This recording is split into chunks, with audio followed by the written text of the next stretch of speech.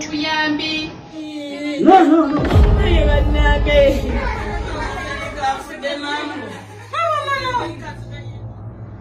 Attempts of rape, torture, mental instability, and death. The media is awash with many stories of pain and agony, torture, human trafficking, and organ transplant among domestic workers in the Gulf region. The African Institute for Investigative Journalism takes a stand to look beyond these headlines.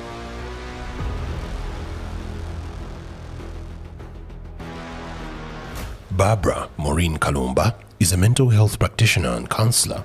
During her 15 years of work, she has had several counseling sessions with domestic workers who have returned from the Gulf region struggling with mental health and psychosocial issues. She wants to get to the bottom of the issue of labor externalization in Uganda. Barbara is going to walk us through the journey of the plight of domestic workers in the Gulf region. So I got interested in knowing what exactly triggers these issues. Is it something that the girls are exposed to that actually triggers their mental health challenges, or there are underlying issues that the girls have but they're never assessed nor addressed, and hence when they're exposed to more stress or more pressure, then they erupt into mental health episodes and presentation. So that triggered me to really work on this story. According to Uganda's Ministry of Gender, Labour and Social Development, between 1,500 and 2,000 migrant workers are leaving the country every month. A mass exodus of young girls and boys leaving Uganda on a daily. These are destined for different locations across the Gulf and other European countries. They all exit through Uganda's main border post, Entebbe International Airport. The Aviation Authority keeps a record of the migrant workers. When we look specifically at migrant workers to the Middle East and the other destinations like Turkey, India, Iraq and Lebanon, we in 2020, the year of COVID, facilitated just about 200 migrant workers. In 2021, the airport facilitated about 2,100 migrant workers. Then the number rose in 2022. Just between the period from January to August 2022, the number of migrant workers facilitated through the airport rose to a total of 64,000 migrant workers, of all the other total number of passengers that I've mentioned. So we notice that after COVID, there has been an increase in the number of migrant workers, the bulk being female. When you look at that total number held in the first part of 2022, of the 64,000 migrant workers facilitated from January to August 2022, 59,000 were female and only about 7,000 were male. So the majority are female. This bulk of girls leaving the country will be the center of the investigation. This investigation will seek to answer 3 questions. Why are the girls on the go? What happens in the Gulf region? And who is benefiting from the labor export? The findings will shock you. Labor externalization business is lucrative and highly risky. Those within these circles can only watch us at a distance, but closely. The syndicate nature of trafficking in persons can be a dangerous space to work in. So please keep yourself safe, but also keep yourself refreshed emotionally. Barbara is braced for this. Right away, we will speak to these returnees. Takia Kawesa, Christine Nabikolo, Bernard Katabalwa and Hamida Naluwu share a combination of factors that shattered their dreams.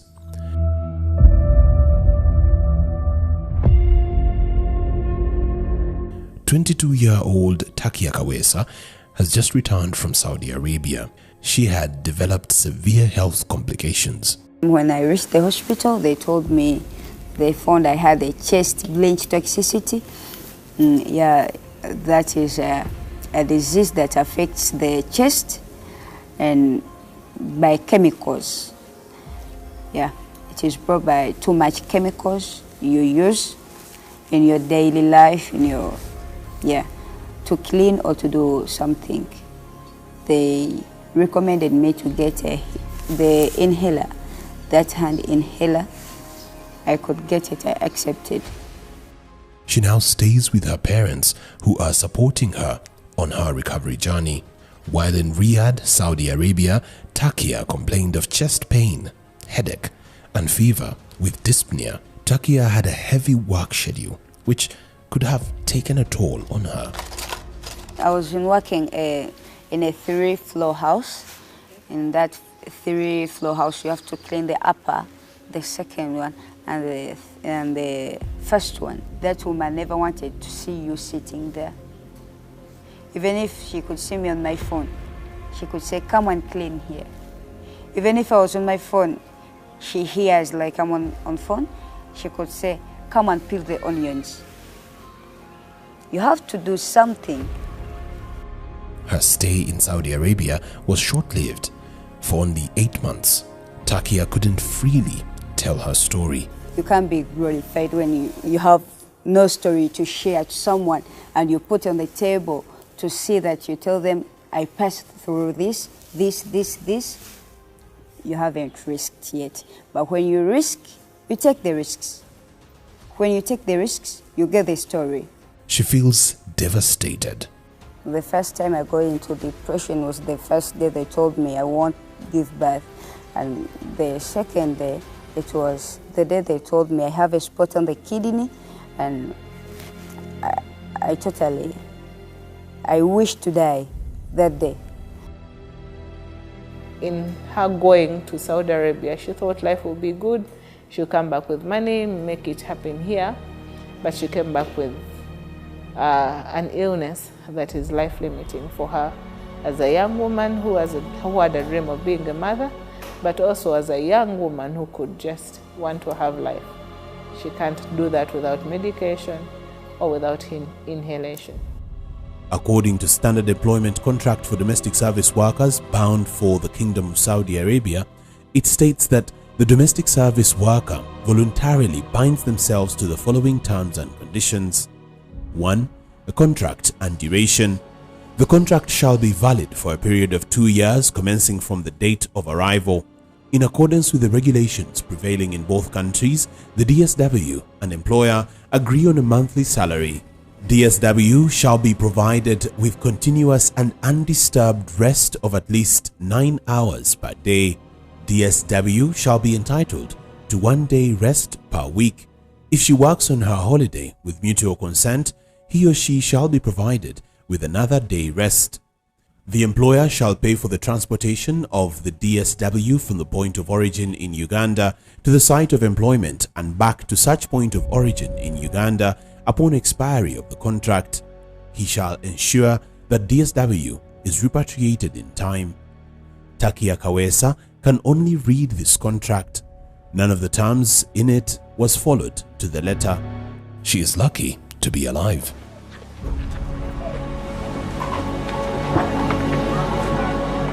We take the journey to Christine Nabikolo, who has been bedridden for the past 10 months. Christine is depressed about the life she lived in Saudi Arabia under her employers. I had to clean everything while crawling.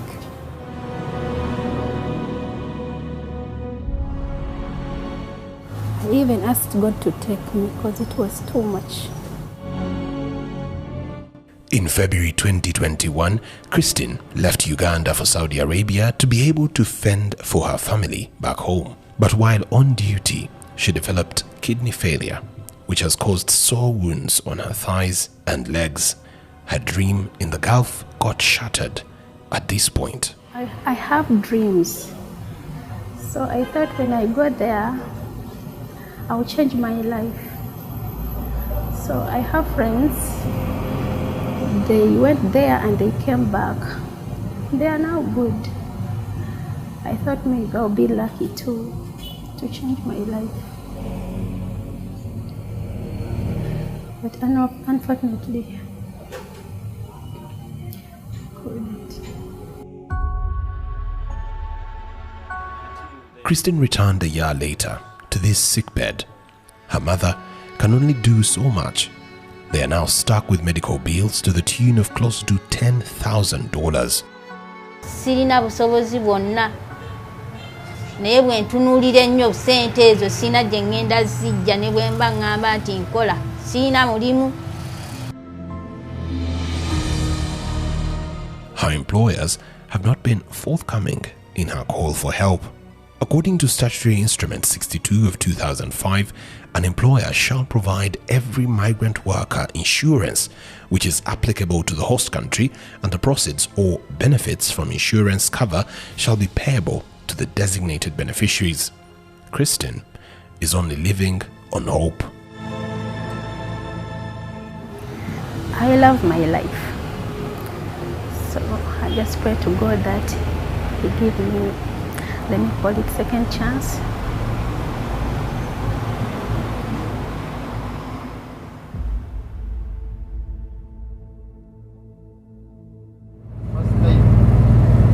Uganda has an embassy in Riyadh, Saudi Arabia, which is supposed to be an oasis for girls who go through this kind of trauma.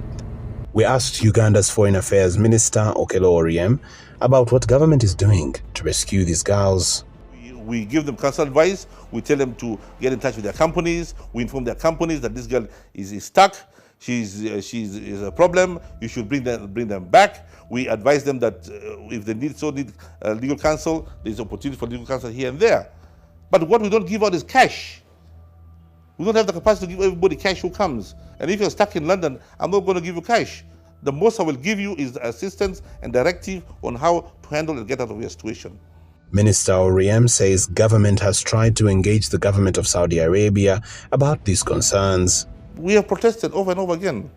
And we made it very clear that it's unacceptable by this government for what's been done to its citizens. It's on record. You can get to the PS and you find numerous protests. For now, he has one piece of advice for those who seek to go abroad for work. My advice is anybody who so chooses to go in this place, my advice is don't go.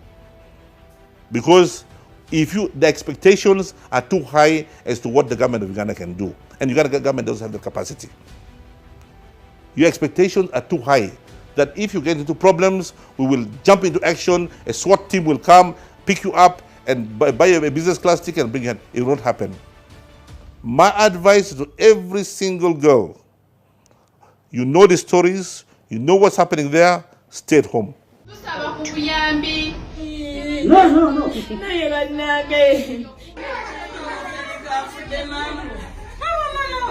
Many girls across Africa have lost their lives while in domestic service in the Gulf region. Abdallah Kayonde is an activist advocating for the safe return of migrant workers who are stuck in the Gulf. His organization works with laws to file suits against the contradicting agencies and push for compensation for the returnees. We should not lie to ourselves that the torture in the Arab world, especially Saudi Arabia, will stop. Migrant workers in Saudi Arabia continue to be vulnerable to abuse and exploitation under the country's sponsorship system, and thousands are arbitrarily detained, deported, and have their right to health violated. This reaffirms the next journey that we take. We take a 3-hour drive to the district of Masaka, where a family has just received the remains of their daughter. Hamida Naluwu worked in Saudi Arabia as a domestic worker for 1 year, only to return dead in this little casket. Her mother is in grief for her loss. Her last phone conversation says it all. Abaana bange obafeeko balabirire tusalwe ndidda ate awo ng'essimu weeri nali sinnaba kumuddamu nagenda okulya nga amaziga gazze nga naye nagenda okulya nga atandise byakkaaba ffenna ne tudda mu maziga essimu neggwako era bye bigambo ndowooza bye nasembayo okwogerako naye okutuusa waafiiridde. this family suffered to return the remains of their daughter. They had to raise money, which took them 8 months after her death. Today, Hamida is being put to her final resting home, and it's a moment of agony as their hope for a better life is equally buried. Kadde baffe nga batandise omwenyumirizaamu ng'oba oli awo naffe essuubi tulifunye erikola ki erigenda ebweru tusobole naffe okwetanira okwagala okukola tusobole ositula bakadde baffe obeera nga tubalabirira mu mbeera ennungi. Abantu beeyongera kufa ate abantu babatwala ate ne bamala ne babeesamba. Her concern is shared by different people in the country. A group of migrant workers, Torture Survivors Movement Uganda, decided to take up a protest against the continued torture and killings of Ugandan migrant workers in the Middle East. They carry a coffin to the Saudi Arabia embassy in Kampala. It is a symbol of death and an illustration of what they went through while in Saudi Arabia. And their call for a stop of the killings is louder. We can't let the government give a blind eye on the dead bodies that enter airport every day. In a space of 1 month, we've lost 5 lives, and we are saying, why girls, and why are they dying in Saudi Arabia? A Saudi Arabian country has never come out to clarify the ongoing killings, and why are Ugandans only? Uganda's government can only labor to explain its efforts. Once we now deploy the Labour Touches, I think most of these challenges will be reduced. Then the Minister of Internal Affairs can only reaffirm the government's mandate. We want these people who are exporting our people to be conscious that the Uganda government follows up its citizens. Most Ugandan domestic workers have suffered single-handedly under repression and suppression in the host countries. Dr. Annette Chirabira is a counseling psychologist running a rehabilitation facility for domestic workers and recommends a revision of key aspects in managing the labor migration problem. But also Uganda needs to posture itself very well when we are negotiating bilateral. We cannot sell ourselves short. Uganda needs to come to the negotiating table strong. Like now the Saudi bilateral agreement is expiring in December. The negotiations have started. Who is negotiating for Uganda? How are we negotiating for ourselves? Are we just saying, oh, help us because we have unemployment? Or we're actually saying we're giving you a valuable resource. The greatest resource anyone can ever give you is a human being. Not even their expertise.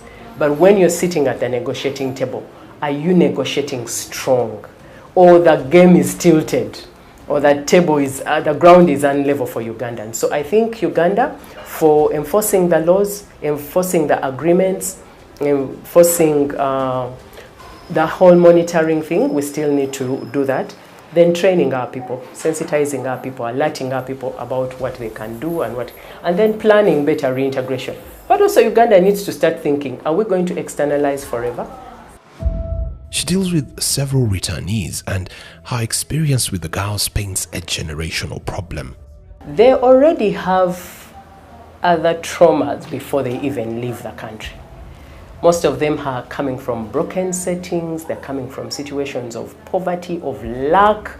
So by the time the person even goes to encounter a new culture, a new work setting and all the things, they already have actually things they need to deal with. So I think for Uganda, we need to rethink the whole externalization process.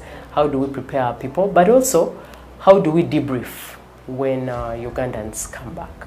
And remember, they're coming back to a setting that most of their settings haven't quite changed.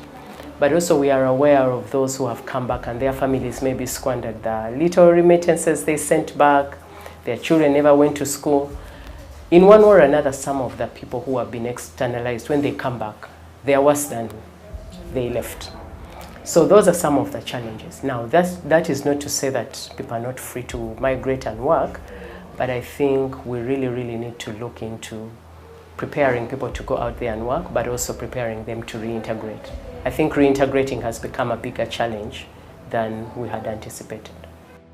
Uganda is one of the poorest countries, with 30.1% of its population below the poverty line of $1.77 per person per day.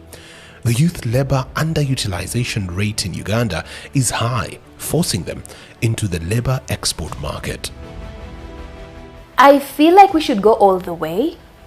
You need to look at facts, look at your employment levels, look at your job scarcity levels, look at your levels of education. We need to just keep improving on the training. We need to improve on the quality of our people that we're externalizing, because bottom line is these are our ambassadors. Labor externalization is robbing Uganda of its best workforce as more young people flock the Middle East for jobs. While this is one solution to higher unemployment, it has several challenges of weakness in the country and failure to create gainful employment for its young population. More than 500 girls leave Uganda each day for domestic work in the Arab world, as per Internal Affairs Ministry. This means 1,500 girls leave Uganda every month for domestic work. Most families back home rely on these domestic workers for their survival, and it is an option they hope to change their lives from the biting poverty in the country. Bana beetaga okusoma, beetaga okwambala n'okulya, aye nga nzira obusobozi bwona nekisinze okuntwala Saudi Arabia sobola okukola ku ssente kuyamba ku family yange. I'm going to work in Saudi Arabia. I get my money, I save it, I come and I buy a plot, I build, I set my business. According to the Ministry of Gender, Labour and Social Development, there are over 300 licensed private recruitment companies in the country, but there are hundreds of unlicensed companies operating illegally. The recruitment agencies are tasked by employers to find candidates for vacant positions within their organizations to save time and money and access the extended candidate to a direct advert and company network. These companies work with human resource agencies in the Arab world, like Tamkin Human Resources Company in the Arab world. Tamkin provides employment services and professional solutions to the Saudi market in accordance with the requirements of the Kingdom of Saudi Arabia. It has several branches across the kingdom. It is one of the biggest human resource agencies that provides hourly domestic labor for monthly, business sector, medical sector. Labor externalization is a rigorous process but systematic. We detail how domestic workers leave the country and break it down for you to understand how it's run. This is an animation of the journey to Saudi Arabia. A girl or boy in need of a job will make inquiries from a labor externalization company for any available job slots or employment opportunity. At times, these workers are identified by companies' agents within the villages and referred to the different companies. The companies will then give the girls or boys all the necessary requirements for them to be able to qualify for the opportunities to travel. These include a valid passport, primary medical checkup, and depending on which agency, you are required to pay a certain fee to facilitate your recruitment process. At this point, you are required to take a full-frame photo dressed as a Muslim. Girls are expected to fully be veiled. These photos are sent to the potential employers in Saudi. The girl will now return to their homes for an opportunity to break. When one is got, the company will alert them through a phone call. This could take some time, ranging from a month or more, though at times it could be less waiting time. At this point, we are closer to the much-awaited opportunity. The girls are now given standard employment contracts for domestic service workers in the Kingdom of Saudi Arabia. They have them signed, and at this point, they stay at the recruitment companies and are not expected back to their homes. The cake gets sweeter when the pre-departure training comes in. Here, they are oriented into the life of Saudi Arabia and given a sneak peek of what to expect. In the meantime, they will go through routine medical checks a day or two to the departure date. Here, they will do pregnancy tests, COVID tests, blood tests, HIV tests, and a full blood screen and body scan. It is the D-Day, and the girls are clad in their branded uniforms of the receiving recruitment agency in Saudi Arabia, and this is the moment most of them have been waiting for. Off they fly, off to the Arab world. Its dreams come true. Harriet Nachiwala Chimera is the Chief Executive Officer of Diamond Roses Limited, a labor externalization company, and is taking these girls all the way to Saudi Arabia. They are going through orientation before they depart for their dreamland. Yeah, my dream is to get a good business. Then I go because I want to become a lawyer. Okugenda Saudi nasooka kirowoozaako. Kati nemmalira kye tuyita nniya mu busiraamu nemmalirira kati ndi mmalirivu okugenda. I can't trust my dad with their things. I want my own. That's why I want to go to plan for my future. In 2018, the Uganda government signed a labor recruitment bilateral agreement with Saudi Arabia to allow Ugandan professionals, manual laborers, engineers and welders to seek employment in the kingdom. This was an effort to clean up the recruitment sector in both countries. However, the business is not a bed of roses. Out there are cartels of human traffickers, cartels of human traffickers. While we have organizations like IMO and IOM, we have the UN behind us, they're doing their best to see that they streamline migration of labor. However, traffickers have made it very impossible to have a clean system. According to the pre-departure orientation for Ugandan workers, IOM UN Migration provides a training manual with 9 program units which should be covered in a period of 14 days. The program units are detailed in the manual to highlight 1. Introduction to pre-departure orientation training. Here, they are expected to go through 5 sessions which include mindset and behavior, personal and psychological well-being, foreign language and communication, work ethics and conduct. 2. Employment contract, laws and regulations. 3. Job specification. 4. Destination country. 5. Financial management. 6. Migrant support system. 7. Smart easy travel and behavior. 8. Health and emerging issues. Considering the village background and education, this is a lot of content to grasp, and in most cases, this content is left on paper. The truth is, we cannot do each and everything within 14 days. Because most of the people we get are really, like we get a lot of people who are completely illiterate, who have never gone to school, like who have never come to town, they don't know even a bulb, a mere bulb. They've never seen electricity, they've never seen any form of civilization. But what we do, at least we introduce you to this modern, a little bit of modern world.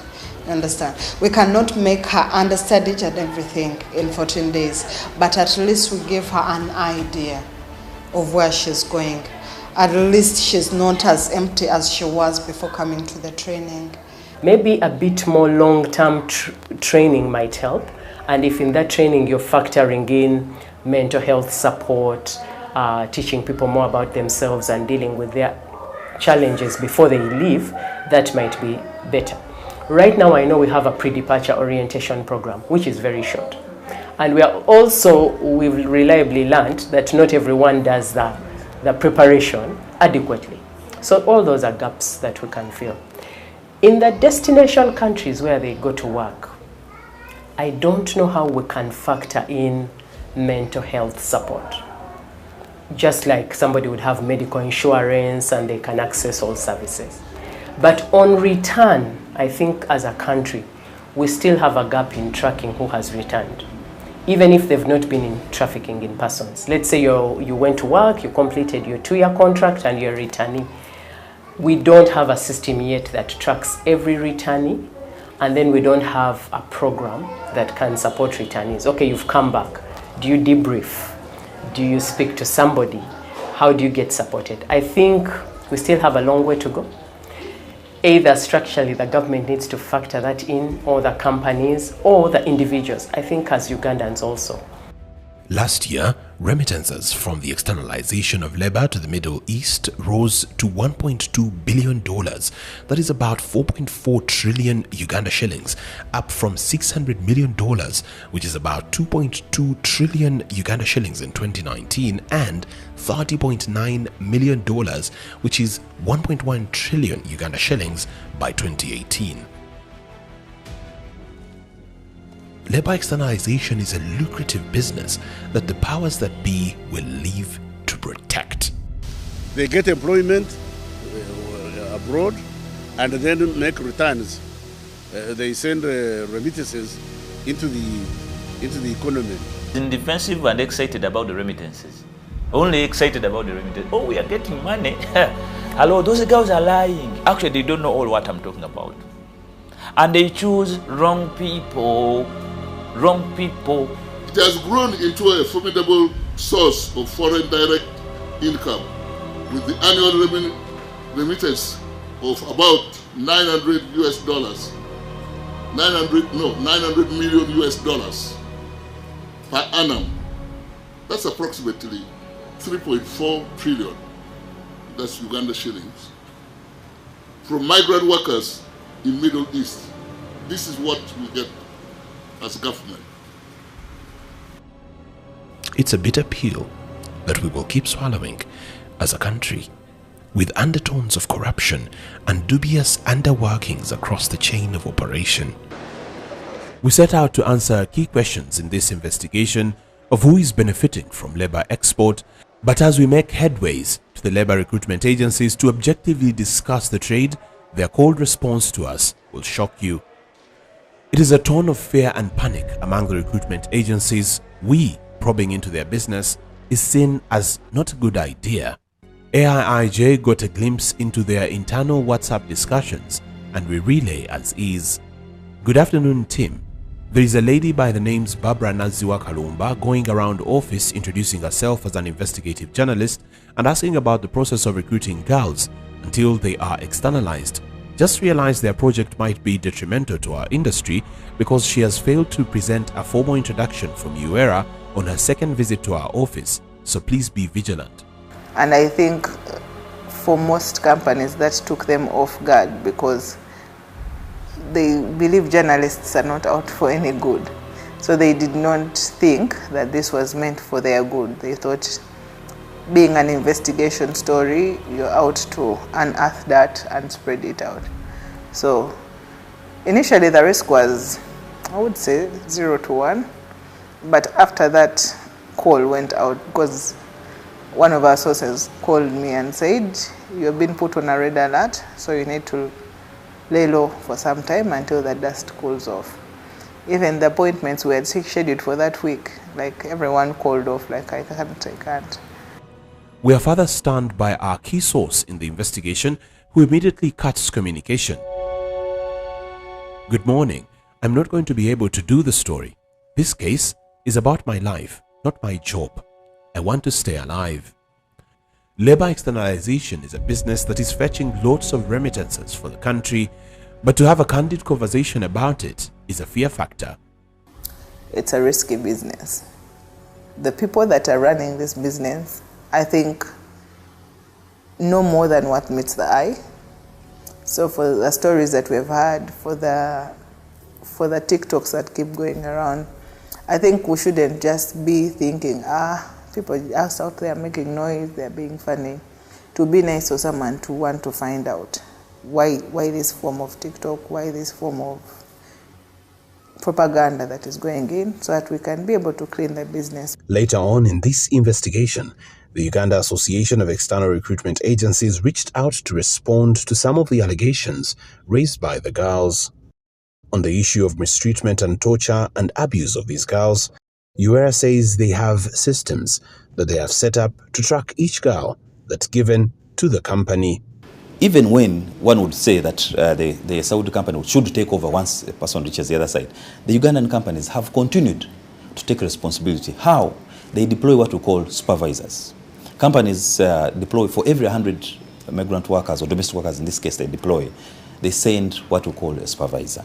The role of this supervisor is to ensure, to check and always be informed about the status of the people that have traveled.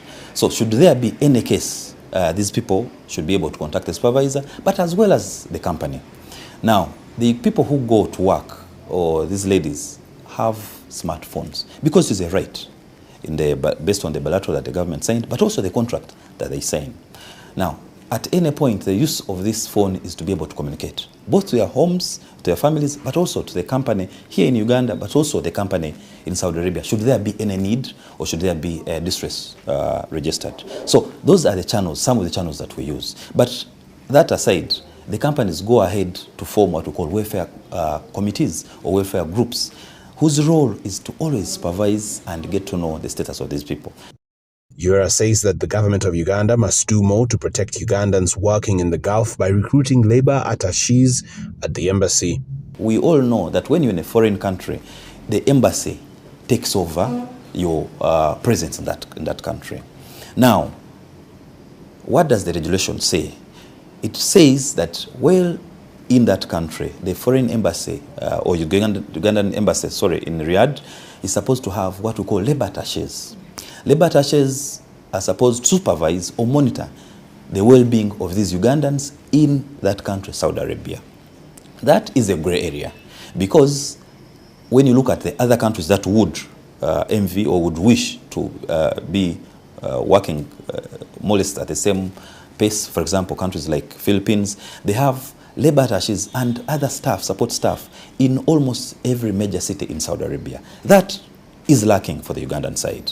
And of course, our prayer is that this money that we pay, the $30, remember that I talked about, for every job vacancy that we get, should be plowed back in this sector. So that money, since it comes from the same sector, should be used by the government, because remember, we're deploying these people based on the bilateral that they signed. So it should be used in that country to supervise, to monitor the well-being of these people. The responsibility of these girls should be actually the responsibility of the companies that take them there, not the responsibility of government. Because within the terms of taking them there, it is clear that if and when they want to withdraw, those companies should be able to bring them back. And you're an investigative journalist, I would urge you, in the next opportunity, to investigate these companies, why they're defaulting, or why they should not be struck off for failing to perform or hold their part of the contract. They also say that the sector, which contributed about $1.3 billion needs to be given attention. Ugandans are in so many countries in the Middle East. We have Ugandans in Oman doing domestic work. We have Ugandans in UAE. You saw recently so many Ugandans being recorded sleeping under trees, most of them having gone to do this job of domestic work. We have Ugandans in Bahrain, we have Ugandans in Qatar, we have Ugandans everywhere. What would wish, or what the government should have done, is to sign more bilateral labor agreements with these host countries. Why? When one has traveled through legal means, or what we call regular migration, someone is responsible. And that is our wish, that let the government of Uganda streamline this sector. Have people travel through the rich channels, have someone or a company responsible, which is missing. Because when you look at the Ugandans in those other countries, you cannot ask me what is happening to someone in Oman. But you can comfortably ask me of what is happening to someone in Saudi Arabia who has gone through a company A that is licensed. And that is the missing gap. So the other countries, we request the government of Uganda, that's something that they should look at very seriously. Have these bilaterals with these other countries signed, so that whoever wishes to travel, because very many Ugandans have benefited from this. Very many Ugandans have changed their lives. You look at someone who can barely read, some of the people that are externalized can barely read, but this is someone going to earn 900,000. We have so many graduates who are also going through to do this particular job and earning that money. Is a 60% shareholder with Global Skills International Limited. He's believed to have quit the business over concerns of the wrongdoings. Back then, he ran the underworld of human trafficking. I left this business. Now it is coming to 5 years ever since I left. But I know how it works. and most of them are in my contact. We normally call each other and we talk. We call each other for tea, drink, and we move out. Reveals how a cartel is involved in human trafficking and how it works.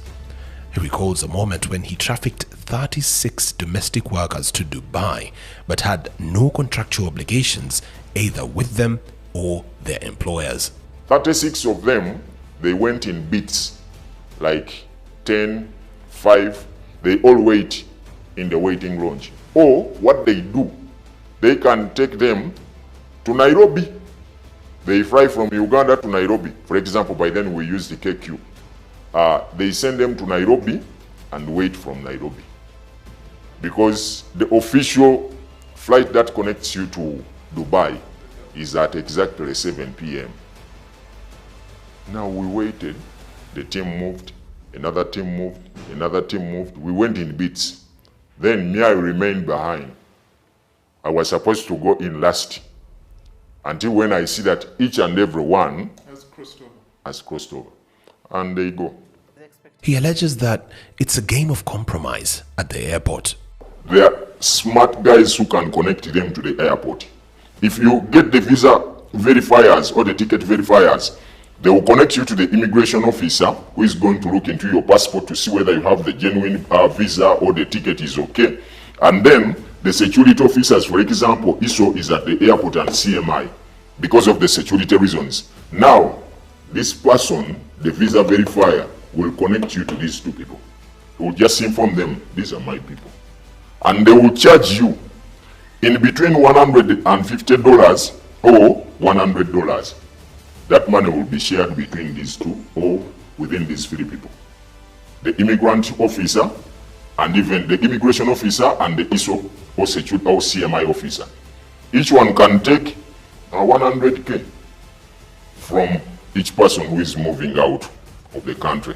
Ugandan authorities like the Civil Aviation Authority are put on the spot for aiding this modern-day slavery.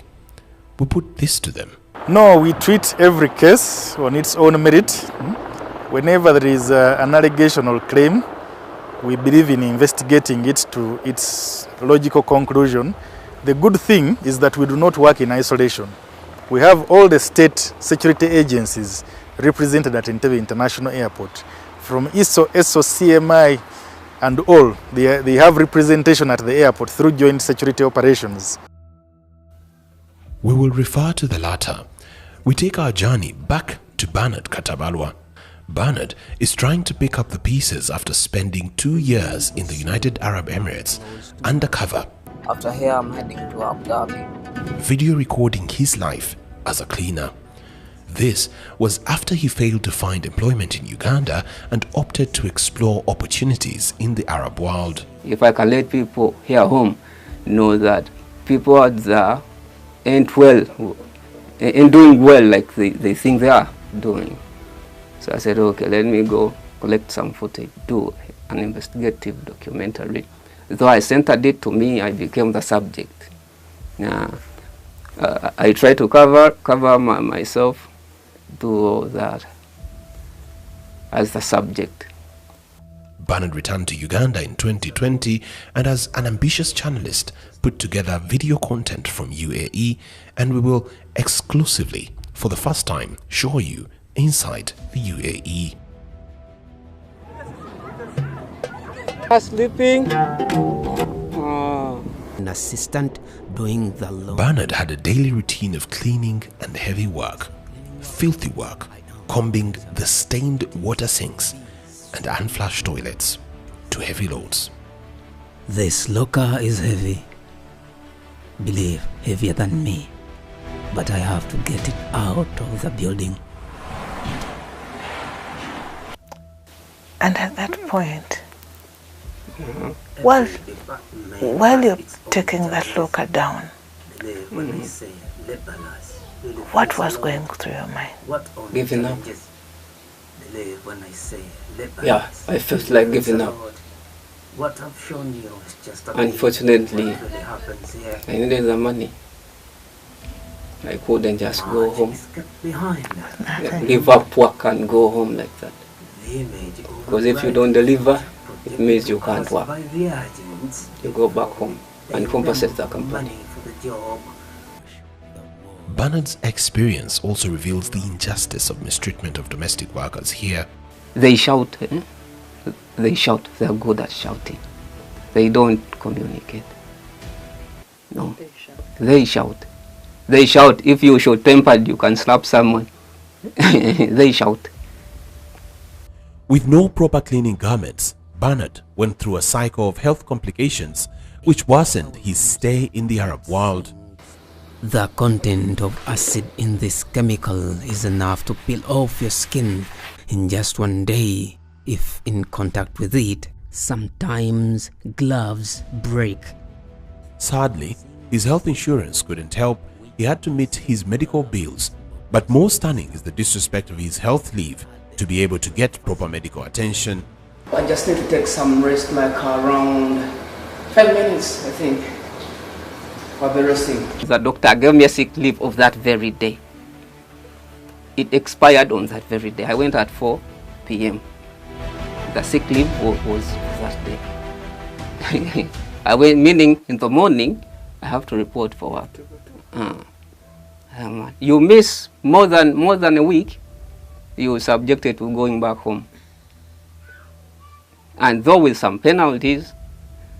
Some of Bernard's recordings while in domestic service are so graphic, and some videos are disturbing. Waking up to unflushed toilets on a daily damaged his mental well-being. I had never seen people dirty that way. Very dirty. And for them, they knew you were a cleaner, you're paid to do that. So someone comes with anything. They pour there in the corridors, anywhere they feel like. You look at faces and it's like normal, normal. But it's normal, you're used to seeing it. You find it in the toilet bowl they didn't flush. You don't get scared that much because you saw some in the shower room. Unusual. The Gulf region is a region sensitive to the media, and it is with luck that Bernard managed to return home safely. But his courage and ambition are a bigger message to heal the world. Bernard's life was, one, very risky because he kept doing live recording for all the work that he was doing to show you that it is not as rosy as we are told, but to also show you that when you come over to work, it doesn't matter. They have got a person who is supposed to be doing a particular kind of work, and that is the work you're going to do it, whether you're sick, whether you're bleeding, whether you are drained, whether you're tired. Only when you're dead will you stop working. That is what Bernard exposes, and the eye that he brings to this story that we had missed. Domestic workers have worked and still walk this long journey. Its feelings of devastation, shattered dreams, against hope. Going there as a Muslim, I thought I'm going to find an easy place, an easy home to stay and work from, but it broke me the most. For us, we stand here by God's power, but they can shoot us any day.